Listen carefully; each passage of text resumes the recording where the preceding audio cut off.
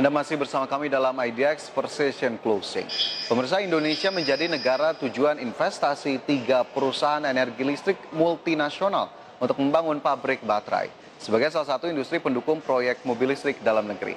Apa saja ketiga produsen tersebut? Langsung saja kita lihat dalam infografis berikut ini.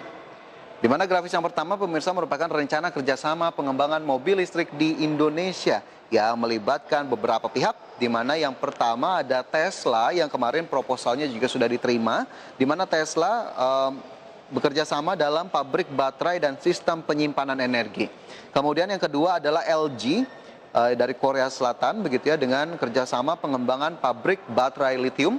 Kemudian juga ada CATL dari China dengan kerjasama pengembangan pabrik baterai lithium.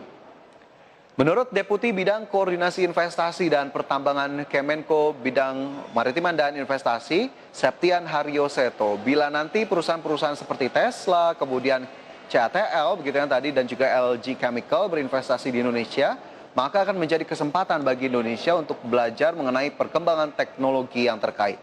Mengingat salah satu hal yang diminta Indonesia dari investasi tersebut adalah adanya transfer teknologi. Nah, ketiga perusahaan tersebut juga menempati posisi 3 besar dari produsen baterai lithium ion di tahun 2028 mendatang.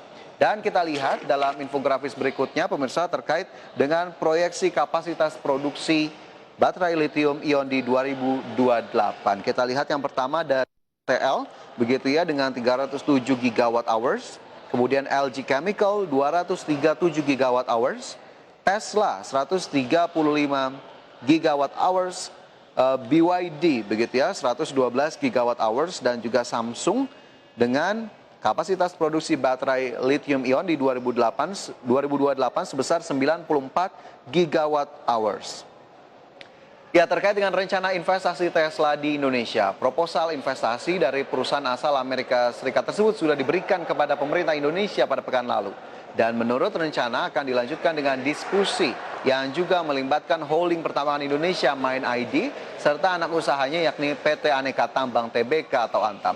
Dan rencana investasi pabrik baterai oleh produsen multinasional di Indonesia tentunya tak lepas dari posisi Indonesia sebagai negara dengan cadangan nikel terbesar di dunia. Dan langsung saja kita ke grafis berikutnya, pemirsa, terkait dengan cadangan nikel terbesar dari beberapa negara, di mana Indonesia menempati posisi pertama dengan 21 juta ton, Australia dengan 19 juta ton cadangan nikel.